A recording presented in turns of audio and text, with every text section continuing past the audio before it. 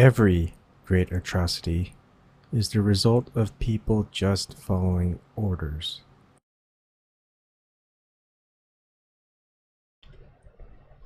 Hello everyone, it's been a while, huh? I am going to present two videos I think it's worth for people to watch, and one is from the lead of the Geoengineering watch. Trying to remember his name and I'm forgetting. His name, the channel is Dane Wigington. I'm hoping that I'm saying that right. And then he's interviewing an EPA whistleblower named Michael Davis, and it's very interesting chat. Scientist. Another thing is part 2. I'll be showing a higher side chat interview with Sofia Smallstorm. These are very long interviews, so you can go ahead and have a lot of listening to do. There's really not much watching, just listening. And anything that I say afterwards, it's just basically in discussion of what they're saying. So if anyone blames me for what I say, hey, it's a scientist and someone else saying it. I'm just trying to make sense of it. All right, so without further ado,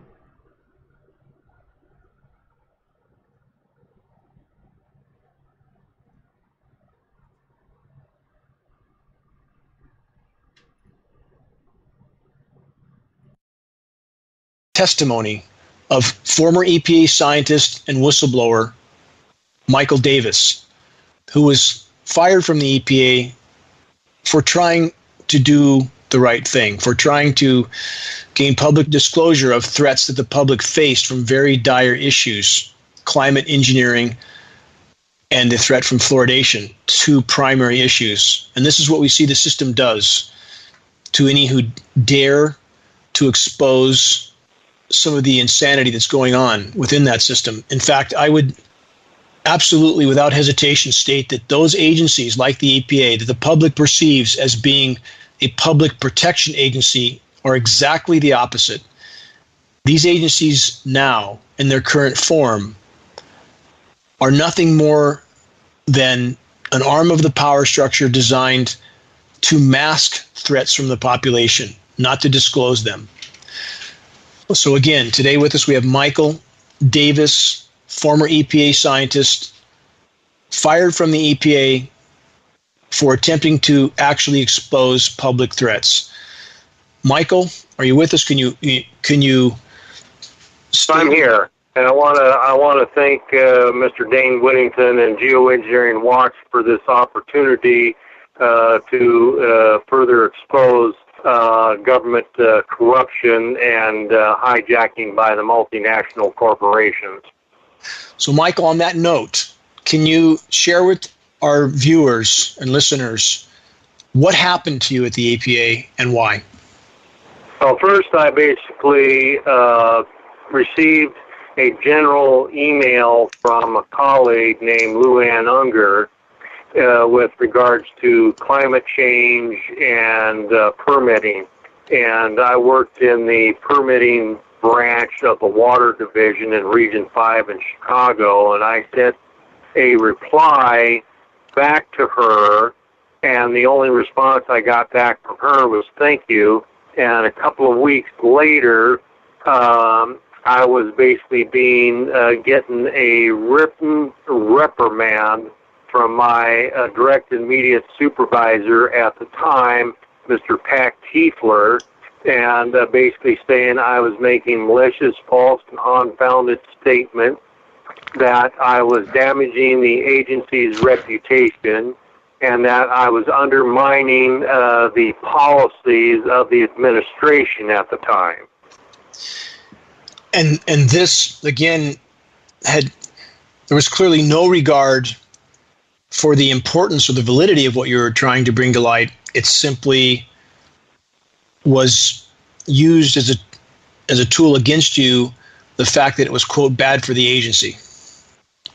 That is correct, and there was some other correspondence general correspondence that basically went out to the employees for that who basically wanted to attend seminars dealing with climate engineering or climate change at that time, and that was under the Obama administration. And I would basically make inquiries as to whether they were going to be addressing the issue of geoengineering, and either the responses were, we don't know anything about that, or we're not going to be discussing that. And that would be the general tenor of the two comments that I would basically get back with regards to bringing that issue up. And those written responses or individuals that I would basically talk to would provide a response to management saying about my inquiries. In essence, an attempt to suppress any effort to find out more on the subject or to discourage any investigation of the issue was really the overall trend then, correct? Yes, that was the overall trend.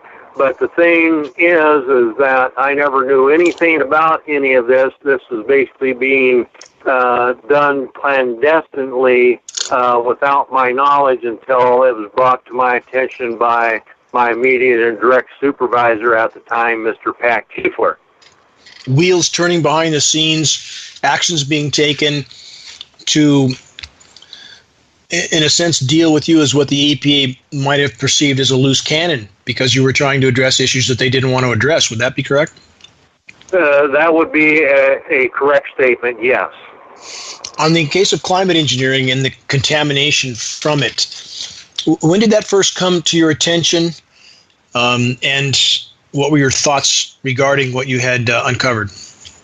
Well, it started coming to my attention slowly but surely over time. I would say it was right around about 2008, 2009. I started basically doing my own investigation in regard to that, getting documents, articles, reading some books on that issue, and I'm basically finding out about that is some of the depositions that were basically occurring fall within the purview of the permitting that I was basically was doing as a primary part of my employment. But what really bolstered my position on that was back in when I took some soil samples, snow samples, rainwater samples from my own property in Aurora, Illinois, and I took them to an environmental testing laboratory, and I basically had them tested for aluminum, barium, strontium, and titanium. And I even had, in 2014, a bag of stock topsoil even tested for those, as well as the pH. And over the course of time, I started seeing the pH become more alkaline, started seeing a trend upward with regards to these heavy metal fallouts, anthropogenic deposition from atmospheric geoengineering that was occurring, not only in the soil, but also, like I say, in the rainwater and in the snow that was coming back, where heavy metals shouldn't even be present in those mediums. And so this bolstered my position with regards to the atmospheric geoengineering. That's the only place it could be coming from, because these metals do not occur naturally in the Earth's crust. They basically have to be mined and refined. as well as my own personal observations of seeing the solar radiation management that was occurring in the skies, sometimes for a week at a time, and other times there would be a month hiatus before they would start showing back up again. And of course, I wasn't able to see above the cloud decks when it was raining or snowing outside, but the evidence basically proves that it basically had to be going on. And so this brought solidification to my position about the atmospheric geoengineering, and I basically tried addressing that within the purview of and scope of my duty, the engineer at the EPA reviewing water reclamation facility permits, and which also basically led me to bring up serious health concerns, not only with regards to the atmospheric geoengineering that was occurring and the anthropogenic deposition from the heavy metals, but also with regard to the fluoride, because the fluoride in the water, which I also had my tap water at my house tested as well for fluoride, is that fluoride basically bonds very well with these heavy metals. They do bioaccumulate in the body, and they will have adverse health effects over the course of time. And so that's what led me to also bring up the issue with regards to water fluoridation. Now, if I could back up for a moment, I want to remind our listeners, if you can remind them again, your job, position description at the EPA, and your credentials. Because I have a master's degree in chemical engineering. I have a master's degree in mechanical engineering, primarily in the thermal science area. And I was an engineer, titled as an environmental engineer, and I basically worked in the permitting section, and the permitting section of the water division. Basically, one of the major things that they would do, and it was the primary part of my job duties there, was to review water reclamation facility permit, and that's was my major job duties there until I basically got fired for doing my job and bringing up the pollution issue, whether it be atmospheric or water reclamation facility fluoridation. You are a highly trained scientist who was in a job position that we would all perceive to be to protect public welfare, and yet when you tried to do so, in summary, you were fired. After a long, drawn-out process, you were terminated from the EPA for attempting to protect public welfare. Is that not a fairly accurate summary? That is an accurate statement in that regard, and the only thing that I could basically really conclude is this: especially not only with the anthropogenic deposition with regards to atmospheric geoengineering, but with the fluoride, and it's not a pharmaceutical grade sodium or calcium fluoride that basically is being put into the drinking water systems of this country. It's what is called hydrofluorosalicylic acid, which is a hazardous waste byproduct primarily from the phosphate fertilizer and aluminum industry, and will eat concrete. And I basically brought that up, and then the next thing I basically knew, I was basically sequestered. I couldn't have any communications with anyone other than my immediate supervisor.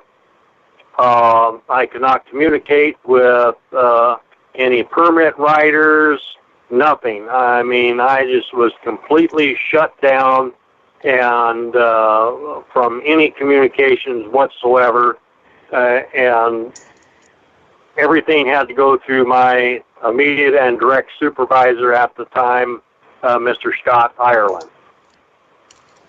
So in essence, the moment that it became evident to EPA hierarchy that you were asking questions, doing investigations, of course, from your standpoint, for the public good, without question, but the moment that you were poking around in places they did not want you to poke around in, it's, in summary, accurate to say that EPA management immediately tried to separate you from the rest of your colleagues, to isolate you. Yeah. In other words, they put a gag order on me with regards to communications, whether it be oral communications, written communications, physical communications, exchange with anybody. I had basically a gag order slapped on me, and that was the result of this. And I basically even sent emails to my immediate and direct supervisor, Mr. Scott Ireland, which I, with regards to the fluoride issue, received no response. I went over his head to the branch chief, Kevin Perard, and I received no response. Then I basically took it to the division director and basically received no response there. And it took me a number of prodding to basically get a response back, and basically the response back was a typical canned industrial response that, you know, fluoride is not a problem and doesn't cause any, you know, health effects and all that, and I knew that to be completely untrue. And even taking this even further with regards to my duties as permit reviewer of water reclamation facility permits, I would basically be making note to not only fluoride or other pollutants, but we had a set of criteria and tables that we would basically have to look at and make note of, and even pollutants that were being noted within the permit. My immediate and direct supervisor, Scott Ireland, would delete out any and all references to any of the pollutants that I would basically make note of, and the adverse health effects of those pollutants over and above the pollutants from the atmospheric geoengineering, deposition, fallout, fluoride. So this further just basically solidified their position that I was basically a rogue employee that basically had to be dealt with. And the only conclusion I could basically draw from all of this is that the multinational corporations have hijacked the EPA, and not only just the EPA, but it's all the other so-called regulatory, you know, agencies, and these agencies are just nothing more than basically rubber stamps for them, because the simple fact is there's at the EPA, and I cannot confirm this because I haven't worked at these, you know, other regulatory agencies, but if the EPA is any, you know, indication, these other agencies basically follow suit. There's really no independent study basically occurring to collect independent data The data is just basically provided to these regulatory agencies by the multinational corporations, and the agency does not act upon them. For the simple fact is that if they are acted upon, the same people at the multinational corporations are the same ones sitting on the approval board at these regulatory agencies. And I might add this, that this is not some anomaly. There are many people that basically, you could call it the revolving door, you could call it an archway, that basically pass back and forth between high-level positions at industry and high-level positions within the agencies. And because the simple fact is that these high-level positions at these agencies are political appointees, and we know that these multinational corporations basically make financial incentives, and so therefore it benefits everybody all the way around, with the exception of the biosphere that we live in and the masses of people. If I could add credence to everything that you've just stated, I want to add a few instances from our side of this issue. We have had communications from a top scientist for the state of California with water quality that was the head of the research team studying the die-off of the Delta smelt, California, huge environmental issue. We still have his communications. We may subpoena him at some point, but in summary, what he informed us of is that the aluminum was adhered to the gills of the smelt from aluminum contamination in the waterways that was not being disclosed, and every time he tried to disclose it, he was literally beaten into submission by his superiors, much as you were. Next, Redding Environmental Waste in Redding, California, who monitors the affluent in the runoff in the Sacramento River. This is going back a number of years, was seeing massive spikes in aluminum after the precipitation events in the North State. They never disclosed that. I was in the meeting. I was asked to attend a closed-door meeting, asked to remain confidential, which I'm not doing anymore, of course. But I was shown tests by supervisors at Redding Environmental Waste that showed massive spikes of aluminum in the Sacramento River, the drinking water for the state of California, irrigation water, that was not and has not been disclosed.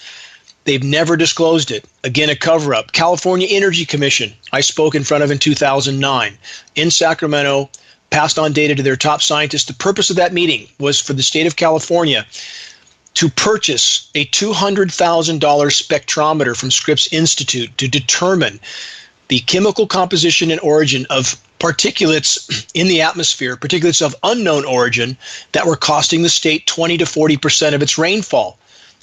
Consider that when we have the state burning to the ground right now. That meter from Scripps Institute to determine where this material was coming from was purchased. A $200,000 spectrometer. It has never been seen or heard from since. Completely thrown into a closet or into a dumpster, gone, cover up. Michael, in summary, with everything that you've described and I've described. In fact, let me add one more piece to this puzzle. USDA scientists that I know and work with, I've done habitat restoration in conjunction with 3 state and 3 federal programs, 6 programs total, habitat restoration on a massive scale, which I was deeply involved with using my own resources, but working with government scientists whom I know in the field, corroborating what you stated about the soil pHs. We have the baselines in Northern California, Shasta, Siskiyou County. It was given to me by a contact I have in the USDA. I have the original manuals in my possession. And we know from those baselines that soil pHs have escalated here, in many cases 10 to 12 times toward alkaline, exactly as you've just stated, because of metals in the rain, like aluminum oxide, which raises the pH. Massive pH changes. Is it any wonder the trees are dying everywhere? The precipitation is being cut off. The precipitation that does fall is highly toxic, killing the trees from the bottom up. None of this is being disclosed, and the EPA scientists that I've been with in the field look at me sheepishly and say, what do you want us to do about it? And they have never said a word. So here's my question to you, Michael. Given all that we've just discussed and all that you've shared, that any attempt you made to do something for the greater good, for public protection, was completely suppressed. That's been certainly our experience on this side of the country as well. Is it safe in summary to say, again, to reiterate, in fact, that the agencies the public perceives as being their protection from threats, like the EPA, are actually doing exactly the opposite? They are covering up those threats. Is that accurate? That is a fair and accurate statement, because I have known other EPA employees. I've never met them, but I've got documentation of these other individuals that have basically tried to disclose, hazardous environmental situations. One of them was Dr. William Marcus. He was fired twice by the EPA for releasing information with regards to the toxic adverse health effects of fluoride. And the first time he basically won on the merits, was ordered reinstated. He was reinstated. The political hierarchy was basically in place. They harassed him again, sued on the merits, won, and I'm not sure exactly. I think he basically retired sometime after that. Dr. Kate Jenkins, she basically brought up issues with regards to hazardous waste in the air on that infamous day in September of 2001, and they've been relentless after her. I think she's been fired at least once over that, and I think another time, I believe, over Monsanto. And so this just basically goes on and on and on to try to basically sequester and put gag orders on individuals who, like myself, are whistleblowers and are trying to do the right thing based upon what that mantra is of the EPA, is to protect human health and the environment, and that's nothing more than an out-and-out fraud, because they don't do really any of that. I think if they do it, they just have a threat of it going through, just to basically make people believe that they're really doing anything of substance to protect human health and the environment. But when you look at the overall big picture, it doesn't pass muster. In summary, again, just to drive this point home, the Environmental Protection Agency is a complete misnomer, is it not? That's right. The only real protection that the EPA, I could say definitively, based upon everything that's happened to me, and with extension to other so-called regulatory agencies, is that the only protecting with regards to the EPA is they're protecting profits. They're not protecting human health. They're not protecting the environment. Perhaps a term like the CPA might be more appropriate, would it not? The Corporation Protection Agency, something in that line. Something along those lines, because all it is profits. Now, I want to ask. Go ahead. And to basically drive it home would be the fluoride issue in Flint, Michigan, and the fluoride issue there was it was all reported that it had to do with lead in the drinking water. Well, what the fact of the matter is, in regards to that, is fluoride leaches out lead and arsenic out of the old metal pipes, which Flint, Michigan has old metal pipes there because it's an old industrial city. And there's one remaining GM plant there that was reported having corrosion problems in the plant using the regular water, from that was provided by the water utility there. And lead would not cause a corrosion problem, but fluoride would cause a corrosion problem. And to bolster what I'm basically saying about that is two things. Mary Gady, she was in the past the regional administrator for Region 5 in Chicago, and she basically was forcing Dow Chemical in Midland, Michigan to clean up their dioxin pollution. Well, Mary Gady, it turns out, basically was given two options. Either she was going to be fired or she was basically going to resign. So she resigned. Same thing with Susan Heidman, who was the EPA administrator for Region 5 in Chicago with regards to the so-called lead issue in Michigan. She was, again, a scapegoat for all of that. Either she had her options. Either she's going to be fired or she resigned. So she resigned.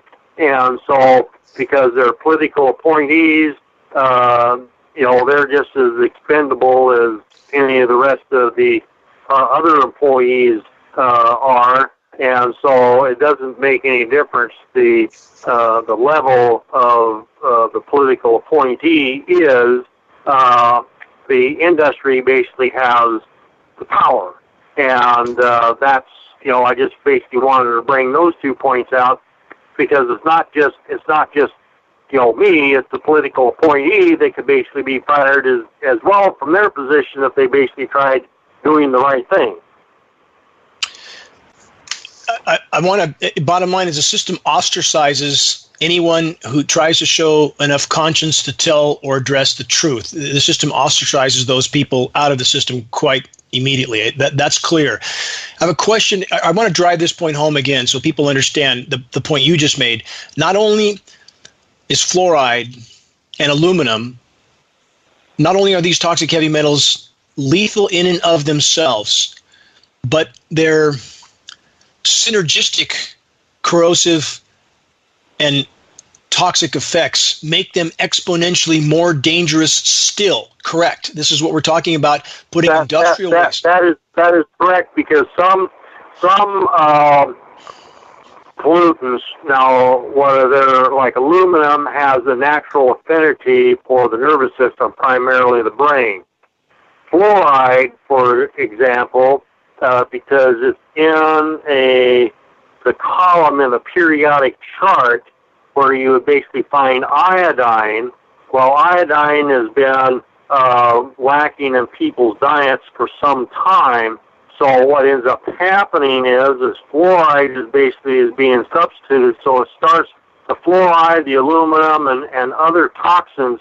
Eventually, what happens is they bioaccumulate and they start disrupting the functions of the body, whether the body basically be humans or whether they be animals or fish. They eventually bioaccumulate and starts disrupting those activities, along with other pollutants that also would basically are not captured and basically stored, but basically go out into the effluent discharge from the water reclamation facility into the waters, and somewhere downstream, you basically end up having the animals and humans basically getting it into the drinking water system. So when your testing confirmed to you that for example, in the case of the climate engineering fallout, that was in fact descending through the atmosphere where we all get to breathe it and absorb it. When your testing confirmed that this was in fact occurring, you were obviously alarmed and did what you could to bring it to light and were punished for that, correct? That's correct. Now, I want to ask this question. The behavior and response of your colleagues within the EPA, obviously they realized something was wrong when your EPA management began to try to separate you from your colleagues. What was the response of your colleagues within the EPA? Well, for the most part, I couldn't get hardly anybody to basically communicate with me whatsoever. And if I was able to get someone to basically communicate with me, they had the way that they were just basically, presenting their self had to be way off away where there's no prying eyes, very short, exchange, because I was basically viewed as almost a leper. And if they basically were caught with me, they were afraid the same fate would basically happen to them, and then they would basically be ostracized and have a gag order on them and eventually be fired. So it was like I was basically a leper. I couldn't hardly get communications from anyone other than my immediate and direct supervisor.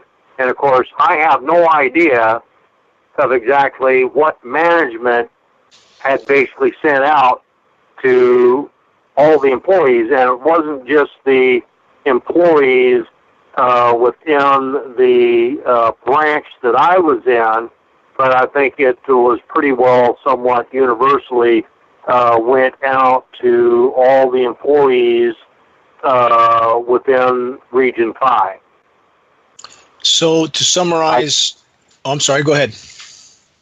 I can't prove that because nobody would communicate, with me, but that's what I basically surmised.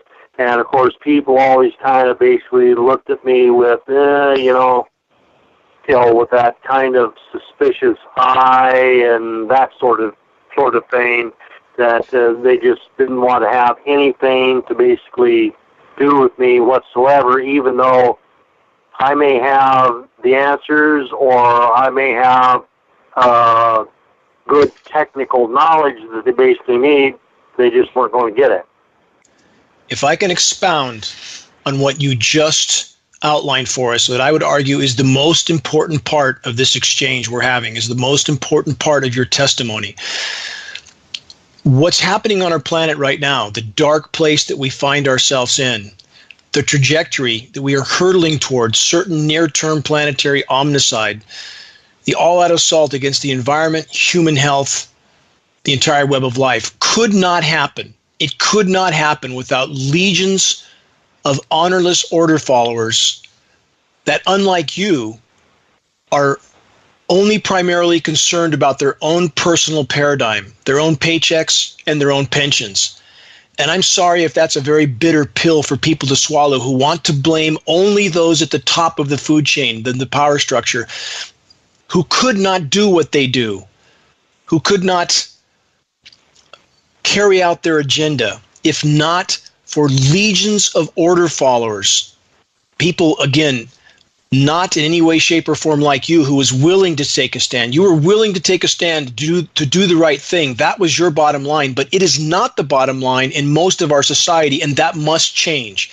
That must change, or we have no chance. Statistically, in the current trajectory, we have absolutely no chance, unless or until people in agencies like the EPA, so-called elected officials, and their so-called representatives that I know firsthand also, immediately abandon any sense of honor the moment they fear their paychecks and pensions will be lost. And I know that firsthand from Congressman Doug LaMalfa in Northern California, who met with me privately multiple times, whose aides would call me at home on the weekend to express their angst at the climate engineering insanity that they knew was going on. And the moment they were told to shut up and try to marginalize this issue, that's exactly what they did. Complete about face, only concerned about their paychecks and pensions, and how incredibly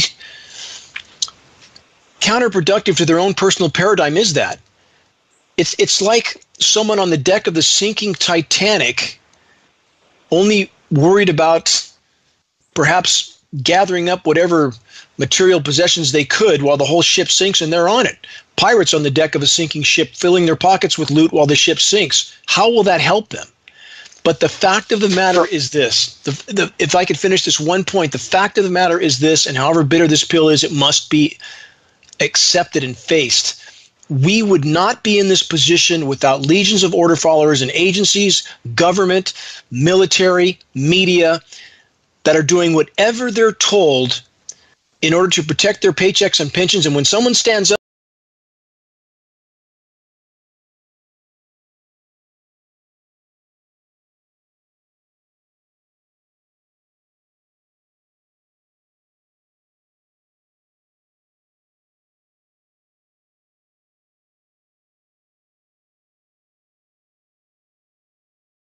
why we are currently hurtling toward near-term planetary omnicide. Would you agree with all that? I would agree with that, and they would even go further on this. Other employees, colleagues of mine, they would be allowed to go to technical conferences where I would not. If I went to a conference, I basically had to pay for it, and I would have to take holiday time off to go, which was absolutely outrageous. Even the union basically intervened, and management wasn't going to waver on it. They just did anything and everything that they could conceivably pull out of the hat to basically keep me from talking, and I went to conferences I paid for myself. And I basically tell people, I basically have gone to other venues, whether I was working at the EPA or not, and I basically ask questions or make comments with regards to the presenter and their discussion or presentation with regards to climate engineering or climate change in relation to whatever the subject matter would basically be, and atmospheric geoengineering in conjunction with that. But I wouldn't stop. I would try to get the message out as much as I could. And I was told at one conference by a colleague of mine named Russ Martin, who retired a number of years before I was forced out, that he basically told me over dinner one night that I was basically under surveillance. Well, I didn't press him on that issue, but I know that the government has monkeyed around with me on somewhat of a minuscule basis, just kind of let me know that I'm still being watched by Big Brother. And I'm going to basically continue to talk about atmospheric geoengineering and the anthropogenic deposition and the adverse health effects. Same way with fluoride. I'm going to be continuing to talk about that, even if I basically have to do it from my hospital bed. I will continue to basically do that to get the word out, because my ethics and morals won't let me do that. And two, I'll put it in a generic context. Us humans are supposed to be the centuries, the guardians of Mother Earth, and the strong are to be the defenders of the weak. And that's the way I basically look at it from my perspective. And these others basically want to sell themselves out for the almighty dollar. I can't help them, and neither can anybody else.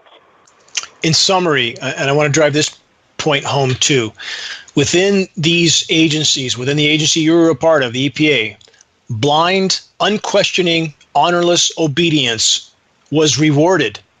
And any other sort of showing of some attempt to actually disclose dangers to the public was penalized. Is that not accurate? That is an accurate statement, and I know that for an absolute fact, because I know that happened to me, and I know there was a few other colleagues that the same thing basically happened to, that they were basically penalized, and the penalty would basically be they slowly start taking away your work, giving it to other colleagues. Eventually don't have any work. You come in and basically be what I term as a chair warmer, and individuals who basically just show allegiance to the corporate masters. Basically, they got rewarded with promotions. In closing and in summary, Michael, given what you know from your own testing, your own research, how grave are the dangers posed to the population by what they're being exposed to from the climate engineering fallout of toxic heavy metals and chemicals, and the synergistically toxic exposure to fluoride, fluoridated water? How grave are these dangers, in your opinion? In my opinion, the hourglass is just about empty. It is so bad now that there's nothing to basically reverse it within any reasonable period of time. It would to basically reverse this would probably take millennia. If there's, in addition to, of course, stopping fluoridated water, which we hope the public will understand the danger from that, but in regard to the biosphere as a whole, would you say it's correct to state that if collectively, if the public stood up, joined this battle, helped to expose and halt the climate engineering assaults, even at this late hour, in your opinion, would that be a quantum leap in the right direction? It would be a quantum leap in the right direction, but there's other factors that also must be considered. We have the nuclear component. We have diseases, what I call are designer diseases that are out there. Whether they basically affect humans, animals, otherwise. We have a problem with the geoengineering occurring that is continuing to warm up the biosphere, that is causing a runaway chain reaction with regards to the release of sequestered methane in frozen areas of the earth, and we would almost have to return to almost an instantaneous ice age to basically stop that runaway from progressing any further. So there are numerous other factors that have to be considered with regards to all this, but as long as we basically have a sick, dumbed down society through vaccines, water fluoridation, mind control of the media, and so on and so forth, in my opinion, we're doomed. I certainly agree with all that, and did not mean to imply that our troubles would be over if we could expose and halt climate engineering. And I agree and thank you for bringing up all the host of other challenges that would still remain, even if we can expose and halt climate engineering. But it is my hope that with this one issue that affects virtually every aspect of the web of life on which our lives depend, and this one issue which affects every single human being, every living thing on the globe, that's been conducted by governments all around the globe, that if the populations could be awoken to this issue, if they could be brought to understand that their government, again, not just the US government, but other governments all over the globe, whether actively or passively a part of these programs, if the public could be brought to understand that their children have been exposed to experiment without their knowledge or consent, an experiment from which there is no return, as you just so correctly stated, that we could at least, even at this late hour, change the paradigm, change the flavor of what we face, and at least unite populations of the planet in a common cause of overturning and exposing the tyranny that is so pervasive all over the globe. I know that's your mission, Michael, and you've dedicated your life to that mission, for which I thank you from the bottom of my heart, from geoengineeringwatch.org as well. Thanks you. We are going to do our best to circulate your testimony to the widest possible audience so that people can understand what you have gone through in your efforts to fight for the greater good, a total dedication by you to fight for the greater good.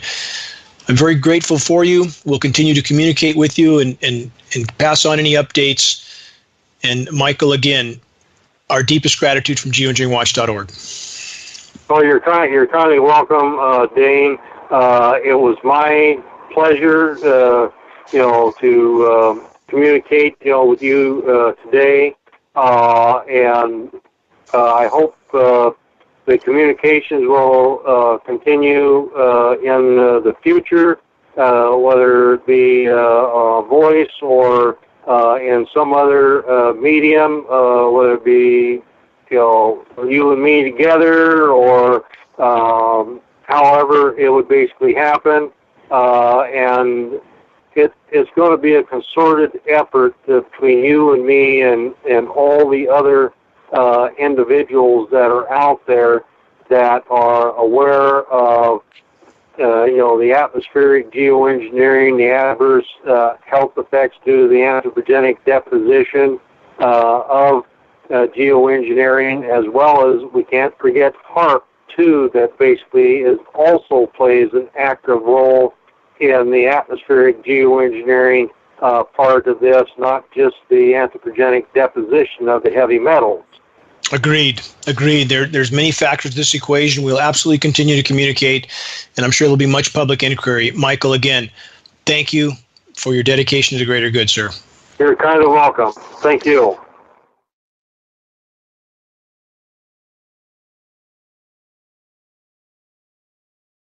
Right, so that was, I don't want to get it wrong,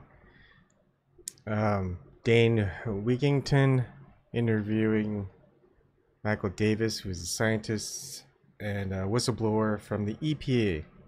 And that's how it's going to happen, folks. That's how we're going to win, when people stop following orders of corruption and people who commit violence. I mean, something that's blatantly wrong. People, basically, there's violence occurring. They're slowly poisoning us, killing us, and people are out there saying, "Hey, isn't this what the EPA is supposed to be about? We're supposed to tell the public that, hey, there's something not good going on, so we should go out, let people know, and then tell them that we're gonna fix it and actually fix it." That doesn't seem to be the case.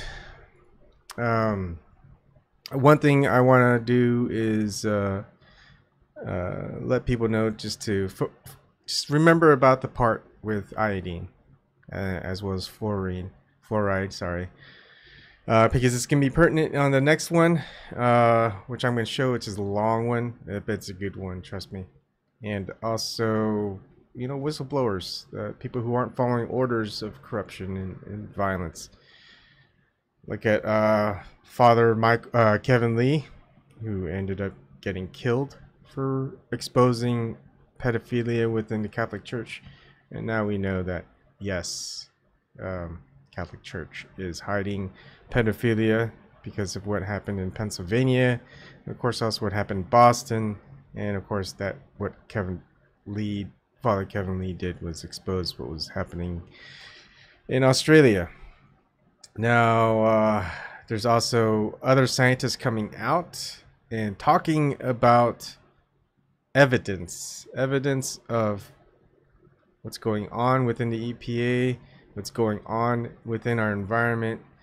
There's also scientists I featured recently, just restreamed, Dr. Judy Wood.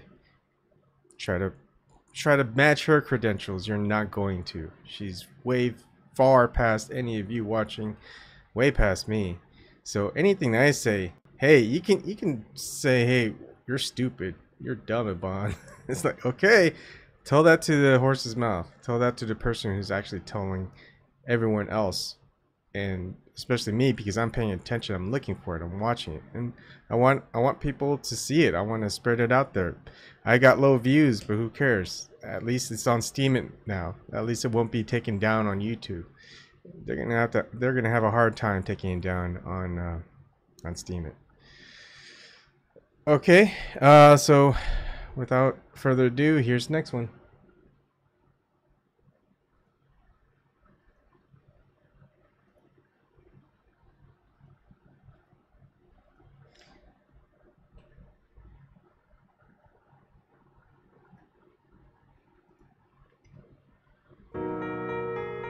Congratulations, YouTube. You did it. You wore me down and you sucked me back in. I have too many subscribers here just to walk away entirely, especially with no alternative that truly stacks up and so many copycat channels uploading my shows for me anyway. But we can't forget that THC's account here is on thin ice. And so the YouTube version of the show has to be prefaced with this little PSA, only to say that episodes that contain the kinds of themes that have been regularly banned on YouTube will not appear here. And even with that precaution, there's already enough in the archive to get us removed, so remember that the Higher Side Chats could be banned or put in timeout again at any time. And I won't be able to tell you guys about it. So if you feel like it's been too long since you've heard from me here on this digital, dystopian, draconian, data mining monster of a police state seeking platform, your first step should be to check TheHighersideChats.com for the latest shows. All right? All right. Enjoy. My, good people of the internet, it looks like Christmas is finally here, and I got some of my guests here to help me help you spread a little holiday love. Good luck. Oh, well, I know here at the Higher Side Chats we couldn't be more giddy about it, and why not celebrate the corporate-driven season of spending with a gift that, oh so ironically, spits right in the face of the Christmas machine with the sweet, sweet softness of a t-shirt for the rebellious fashionista in your life from my little clothing brand over at Conspiratees.net. This is one of the most degrading things that anyone could possibly do. Thanks, Freeman. Or better yet, give them the gift that gives all year long with a subscription to THC Plus for one of your oh-so-precious friends and family. I know that's what Jim Mars is doing, right, man? Well, I'm kind of on the fence myself. Guys, this is not constructive. Duncan Trussell, help me out here. If I were Satan, the first idea I'd want to implant into their heads is... Okay, that's not what I had in mind either, but if you know someone who enjoys THC, just go to the HighersideChatsPlus.com with any credit or debit card and put in the email address and information for that special someone in your life rather than yourself. I know I and all the great guests on THC would really appreciate it. We don't want to kill anybody or hurt anybody. We want to make a system that works. Jacques, I think that approach is actually illegal. Let's not do that. It was a great idea, but it doesn't go far enough. No, man, it went too far. But, guys, all I'm saying is a year or 6 months of THC Plus makes a great gift. Believe me, I just signed Douglas Dietrich up for a year, and he couldn't be happier. Okay. I love you dearly. Yes, honestly, you flatter me too much. If you were a member of the opposite sex, I would propose. See, what I tell you. Merry Christmas, people. The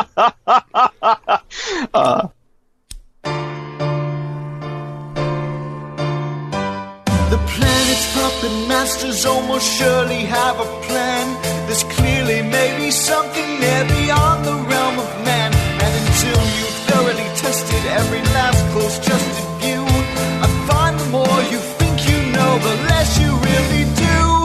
true, Dr. Zayas. Very well. Where would we be without THC? 'Cause we know they're lying to us, just don't know to what degree. Yeah, where would we be without THC?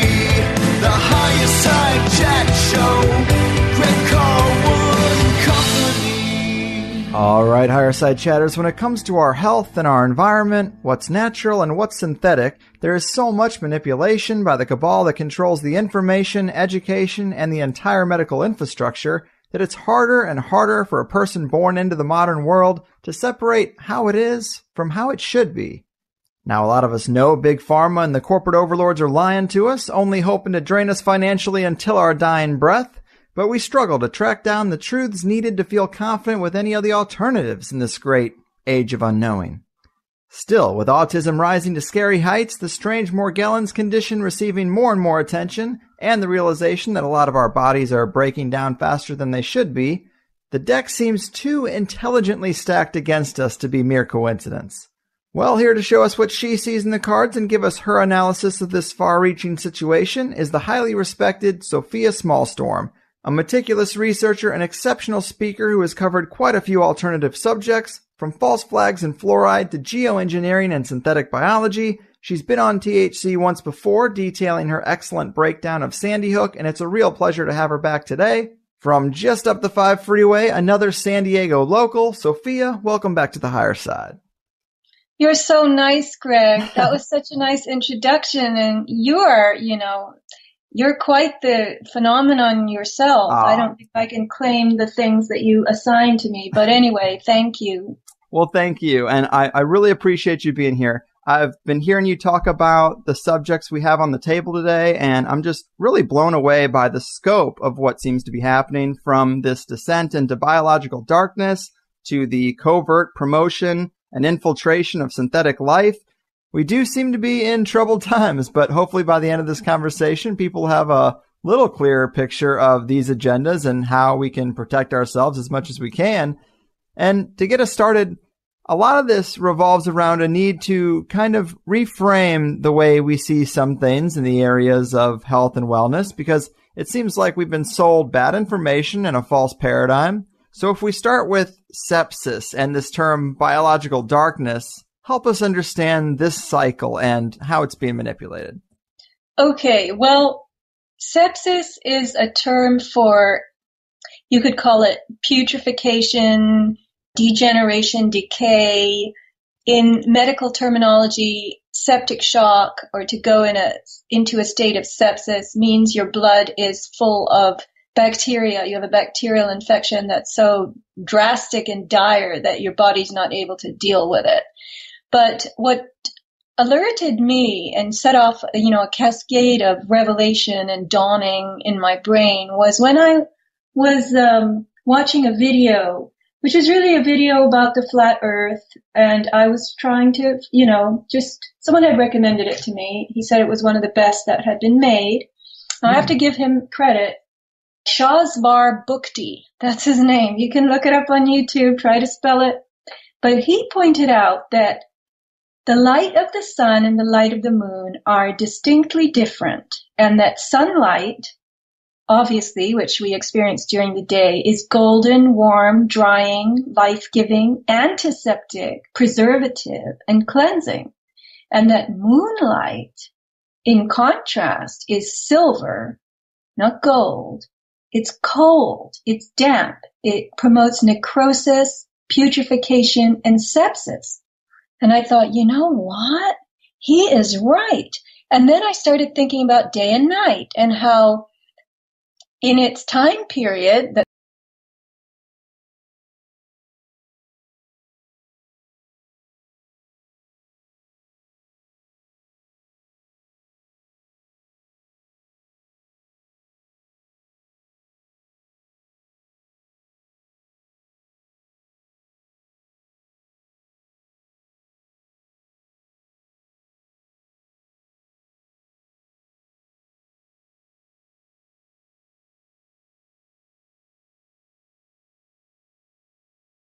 the sun gets,